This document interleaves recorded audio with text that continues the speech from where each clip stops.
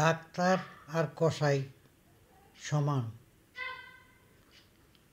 কসাই রাতের অন্ধকারে ছুরি দিয়া গরু জবাই করে, আর ডাক্তার দিনে দুপুরে কলম দিয়া ডাকাতি করে, মানুষ জবাই করে।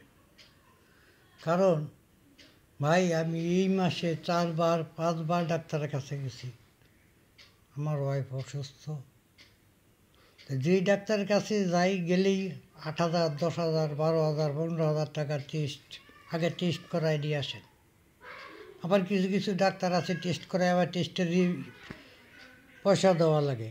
বিজির তো নেই, পরীক্ষার রিপোর্ট দেখাইতে টাকা নেয়।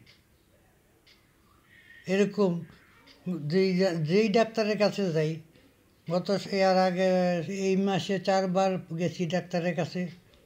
একবার গেছি মানসিক ডাক্তারের কাছে, উনি প্রতি বৃহস্পতিবার যাওয়া লাগে, গেলে 8,000, 10,000 টাকার টেস্ট, আবার রিপোর্ট দেখাইতে টেস্ট। পরে আবার ডায়াবেটিসের ডাক্তারের কাছে, ওখানে গেলে 5-6 হাজার টাকার টেস্ট। আবার ওখান থেকে আসি এই যে কিডনি ডাক্তারের কাছে, ওখানে গেলে আবার 8-10 হাজার টাকার টেস্ট। ভাই, এটাই ডাক্তারদের এই ব্যবসা। এই টেস্ট মানুষ জবাই করাচ্ছে, গরু জবাই করাচ্ছেও বেশি।